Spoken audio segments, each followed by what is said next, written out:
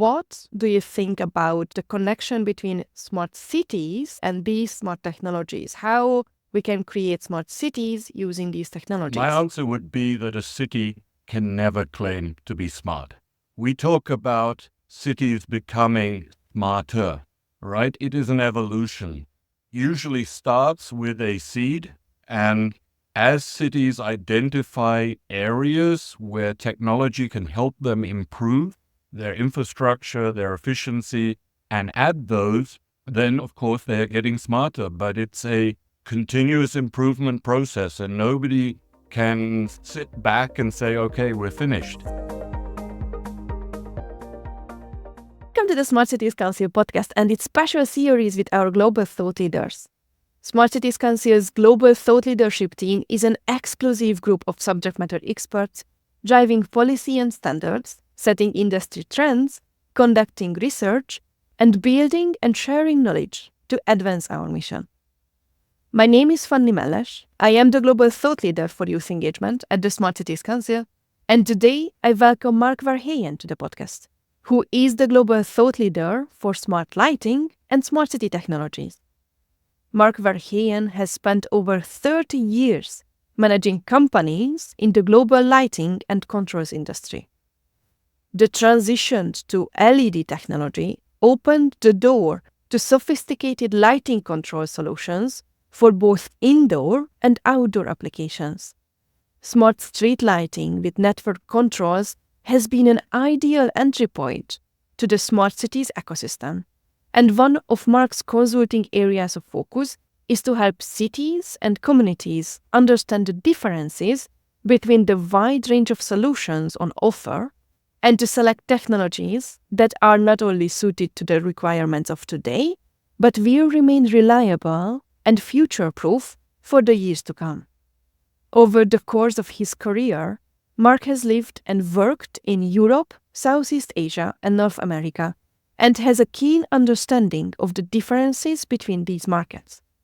Mark's second area of consulting focus is to help technology companies with market entry strategies for overseas markets, and especially to avoid the common pitfalls of poorly prepared entry to the North American market.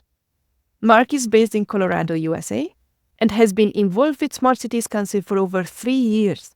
He has recently accepted the position of Global Thought Leader for Smart Lighting and Smart City Technologies. Mark, welcome to the podcast. Thank you very much, Fanny. Nice to be here, and thank you for having me. And let's start with an easy question. What does smart lighting and smart city technologies mean? Lighting, to start with, smart lighting is lighting technology that is equipped with sensors, communications, and controls to allow automation, scheduling, and dimming is the main function of those controls. Usually it's for energy efficiency, but more recently it's also to do with comfort, user comfort, safety, and environmental considerations as well. In indoor applications, residential applications, smart lighting is usually connected to the home Wi-Fi. It allows you to control your lights through a smartphone app or through voice control, Alexa, Amazon Alexa, for instance, and you can then dim the lights, switch them on and off, and such kind of thing. So very comfortable control. In public spaces or commercial or industrial applications, smart lighting is usually scheduled or connected to astronomical clocks. So they go on when it gets dark, they go off when it gets light again. But of course you need flexibility. You need to be able to change those settings remotely for special events or for safety reasons. And that's where smart lighting comes into play. Especially in street lighting, that's an example that you find in cities all over the world. If the city can control the lighting or the police can control the lighting, that means that they can react quickly to emergency, to events, but the lights don't have to be on the whole time, so you're not using more energy than you really need to. So that was lighting. Smart cities technologies really are anything that includes smart communication, smart infrastructure and the Internet of Things to improve the experience of the city residents, to improve the efficiency of the infrastructure that is being provided by the city. The goal of smart technology is to improve the quality of life for residents, optimize the efficiency of city operations, and promote sustainability. Sustainability is a very big thing in the world where temperatures are rising, storms seem to be becoming more prevalent, flooding and tornadoes and everything we hear about every day. Cities have to be sustainable. There have to be ways to communicate with residents even after these disastrous events. And so all of this plays a big role in smart city technology. I can give you a couple of examples maybe. Smart infrastructure, we talk about water management, for instance, automatic leak detection to avoid water flowing and flooding areas for too long if a pipe breaks. Transportation is a classic one. Transportation management, managing traffic flows in cities, but also parking management, right? Helping people find a parking space quickly if it's available. It saves a lot of fuel consumption, it saves a lot of time, and has an environmental impact as a result. Then we have environmental monitoring, right? So air quality monitoring, waste management. So smart technology that tells the city when a trash can or a rubbish bin is full so that it will then be picked up. You don't have to have trucks rolling when there's nothing to pick up. For example, in the building space, cities are made up of buildings. So energy efficiency in buildings and automation in buildings is the trend that we're seeing more and more. Public safety, all right, surveillance, cameras, emergency response. This is a tremendously important part. People want to feel safe in the cities. Here in the US, of course, gunshots are a bigger subject. So part of smart cities technology can be gunshot detection sensors, right, that will alert the police to where an event happened very quickly in real time. They don't have to wait for somebody to call in, right, to react. This is another example. So all of these things are designed to make citizens feel more comfortable in a city, but citizen engagement is tremendously important. So there are also technologies designed to enhance citizen engagement, right? So online platforms, apps that the city provides, alert systems. Communication has to be two-way. The city wants to get feedback from the residents if something's not working or if something needs to be improved, but also the city needs to get information to the residents about emergencies that might be happening or about events that are being provided. So real-time information and engagement is tremendously important. And all of these types of technology form a part of smart cities technology. I will be a bit cheeky and poke around because you mentioned many individual technologies, which can be said that these are smart technologies. What makes a city smart? Because smart cities can get the critique that it's just smart bins, it's just smart lighting. When something smart technology is applied to a city, someone can say that, oh, this is a smart city. And the user will say that, no, it's just smart lighting, not diminishing the effects of smart lighting, but it doesn't necessarily make the city smart. What do you think about the connection between smart cities and these smart technologies? How we can create smart cities using these technologies? My answer would be that a city can never claim to be smart. We talk about cities becoming smarter, right? It is an evolution. Usually starts with a seed. My area of expertise in smart lighting is often the first implementation of smart cities technology, but that's just a start. And as cities identify areas where technology can help them improve their infrastructure, their efficiency, and add those, then of course they're getting smarter. But it's a continuous improvement process, and nobody can sit back and say, okay, we're finished.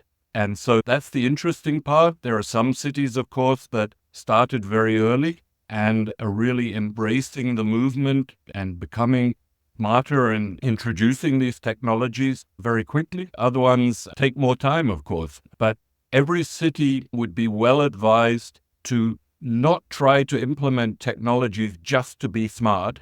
They really need to solve problems and help their specific situation.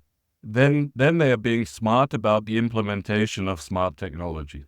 I really like this evolutionary nature you are talking about, because as a future of cities researcher, I completely believe that cities evolve with us humans, and if a city doesn't evolve, then it becomes dead because it can't serve the changing needs of cities, of citizens living in them. Now, okay, we discussed that a city cannot be smart. It needs to be smarter, continuously evolving. But on the other side of the spectrum is smart technology. And smart city technology can be also questioned. What do you mean by technology? Because for me, technology is a wider understanding. Technology means for me science and knowledge applied to solve problems, not just the digital technology itself. What does technology mean to you? Technology is a combination of hardware and a lot of software and data crunching, right? So in order for a city to understand its problems, it needs to collect information and collect data. That can be direct feedback from the residents, which of course very important, but it can also be through sensors. It can be through cameras. It can be through traffic sensors showing the flow of traffic. All of these things are important, and that data gets collected, but just collecting it doesn't make you any smarter. You've got to do something with it. You've got to work out, what does this data mean? And then the third part of it is you've got to react to it in real time, right? So you've got to be able to use this data to understand problems and then to react to those problems. Sometimes it's not possible in real time. Sometimes you're working out what is the problem, and then you're identifying a technology to help you to solve this problem, or a change or something like that. But sometimes you've got to smart city applications where you have a reaction capability, right? You can, in real time, with the support of computers, you can make immediate improvements to traffic flows, for instance, and then you are really solving the problems. So often it's, you collect data, you crunch the data, you analyze it, and then you put a plan together. That can take years, and it's very important. But the ideal situation is if that data can be turned around to make changes and improvement, then you really have a smart system. So technology is hardware, software, and it's fine-tuned for every individual city. No city is the same, and every city has to fine-tune their systems. One thing on this subject, however, that is very important, and this is the subject of interoperability. So generally, the cities that have sort of been early adopters and picked up on different smart technologies, these technologies are developed by different companies, different providers. They are often standardized or interoperable. And so the result is that a city will have a traffic management system, a street lighting system, and they could all be independent of each other, which is fine for a start, but is missing a tremendous opportunity. The opportunity is that these systems can share information with each other and work together in a meaningful and positive way. But also, if the systems are interoperable, it provides benefits for the city over the lifetime of the installation. It means that the city is not necessarily dependent on the one provider, but could take parts from other providers. It means that the reliability of a system, the possibility of adding to the system, becomes much easier if systems are interoperable. So that's something in my practice, when I'm talking to people about smart city systems, I try to make them aware of the importance of asking for interoperability and asking the supplier to prove interoperability, because the cities have the purchasing power. And if they demand, if they ask for it, the suppliers will give it to them. If they don't ask for it, then the suppliers would rather keep their own systems and have a secured income for the next 20 years. I really like this interoperability because indeed it is very important that one system can talk to the other. And if an emergency is there is an emergency event, then they can talk to each other without too much of a hassle, or just making our life easier and making bureaucracy less of a hassle. But you also mentioned that this data helps us react better. Now, I would like to ask you whether these smart technologies are helping us become reactive, or at some point they can help us become proactive. So what we discussed just now was an example of reactiveness that is clear, setting up and reacting to situations. Proactiveness, of course, I think there you're referring to the opportunities with digital twins, right? Which very closely into smart cities technologies, because if a city is planning to do expensive roadworks or do some building or change some infrastructure, cities are extremely complex models, and it's very difficult for the planning departments to know exactly what the effects of closing roads is going to be throughout, a period of time. And so part of smart cities technology and linked to this is the ability to, with the data that is being collected, to create digital models, right? And then to run scenarios through these digital models so that if work needs to be done or if some major event is going to happen, these scenarios can be run in advance, the results can be seen and optimized, and therefore proactively avoiding potential problems. There are some good examples of cities that are already doing this. A lot of time for city planning and building and road management, but often also for, emergency events, right? In Florida, the city of Orlando is employing digital twins, for instance, to run scenarios about what happens if you need to evacuate because a hurricane is coming, right? This happens in that area. They are also modeling the traffic through growth in the outskirts of the cities and what are the scenarios for traffic coming in and out of the cities. And this enables them to prepare in advance of the problems happening. So it was a very good point of yours. The proactiveness is, of course, way better than reactiveness. They go hand in hand depending on what the situation is. Your enthusiasm and expertise come through your answers. So it would be lovely to know what has been your journey towards this area and why have you arrived to smart lighting and smart cities technology? Okay, I would say it's partly through luck, or a lot through luck, and not so much by design. I started my lighting career in 1991, so 33 years ago, and back then there was no talk of smart cities or smart cities technology. Lighting technology improvements were all about energy savings, was all about getting more light per watt of energy used. So, we can remember maybe compact fluorescent lamps and energy saving solutions. The problem with all of these is that, yes, they were energy saving, but they were very hard to control, right? The dimming was often not possible, or it took a long time for them to warm up after they were switched on, which means switching on and off is a problem. So, but that was the best technology available then. And then in the early 2000s, LEDs became, the performance of LEDs became good enough to start implementing in general lighting solutions. And LEDs, the nature of LEDs is great because not only are they very energy efficient, but they are also very easy to control. You can dim them well. You can switch them on and off immediately. With certain technologies, there's color changing options.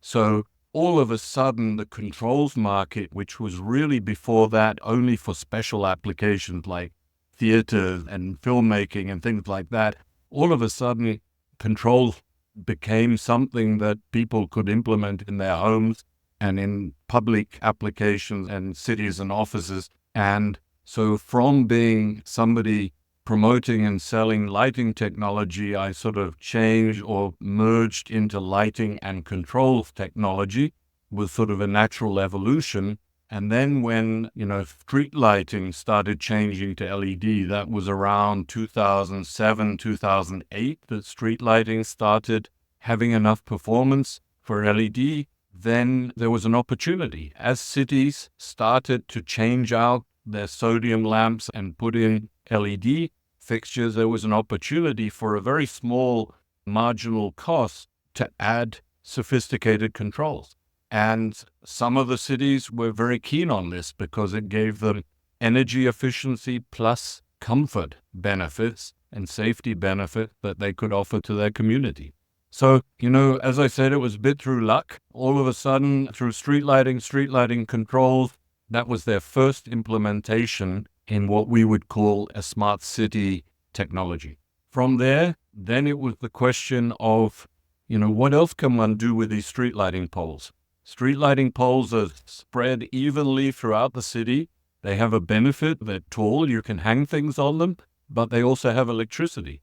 So they're the ideal platform for other sensors, other equipment that would be otherwise hard to deploy in the city. So, traffic noise monitoring, air quality monitoring, all of these things can be attached to streetlight poles, can be powered through them, and can communicate back. And theoretically, and this is something we're pushing for, you could develop a single communication network in the city that is used for all of these technologies communicating back to the central hub and providing data. Right now, often there are different communication technologies for all of the different technologies.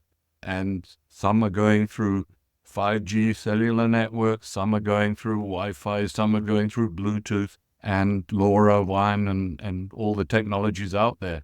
But this is very inefficient and it's very difficult to maintain. If you could get to a situation where you chose one communication platform that is widespread throughout the city and is being used to transport all of this data, that would be a great interoperable solution.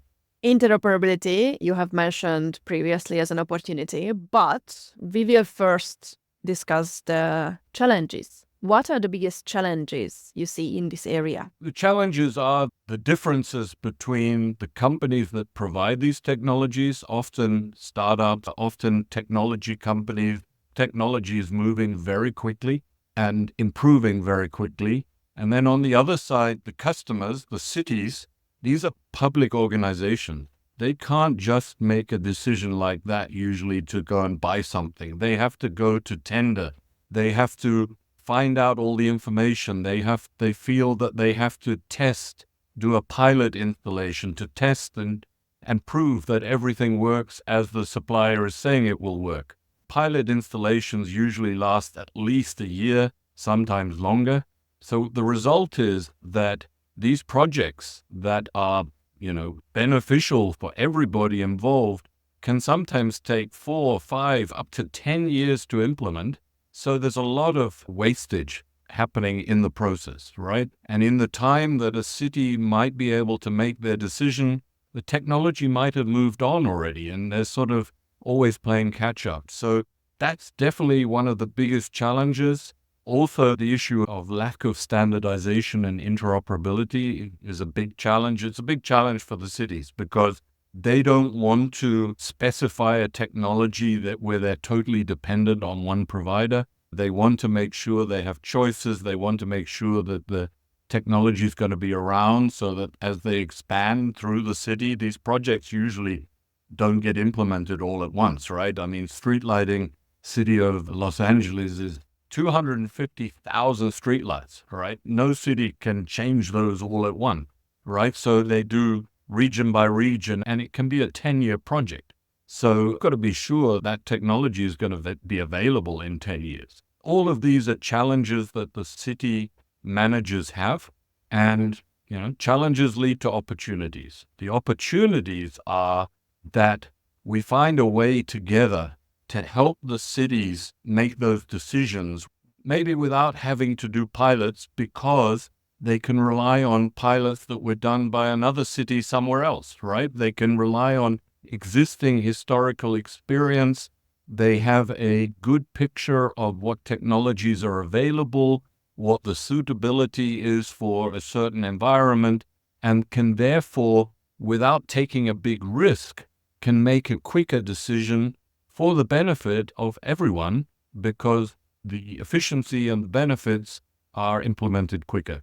So this is something that I see an opportunity. Smart Cities Council sees this as a target, right? Bringing providers and cities together, having open discussions, giving the city the opportunity to find out about these technologies, in an informal way, without it being a formal tender, and then to, when they issue a tender, right, when they issue a request for offer, they know a lot more information in advance, right, and can make it more specific for their requirement.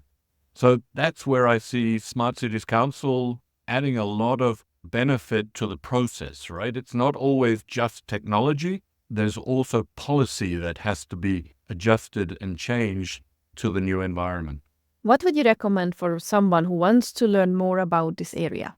It's an interesting question because it's a very wide subject, right? And is somebody really interested in specific technologies? Are they interested in understanding how to do an implementation? What are the traps and pitfalls? There are many things. I'd say Smart Cities Council is a good place to start, right? I mean, the readiness guide that Smart Cities Council put together 5-6 years ago is still a very, very relevant document to show how complex the subject, of smart cities is, but also to give a lot of examples of cities that have successfully implemented technologies. And it really goes across a very broad spectrum. So I found it very interesting reading myself, and I think anyone who wants to get a good basic foundation in the subject should read that. It's, I think, 64 pages or something. There's quite a lot, but it's well written and interesting.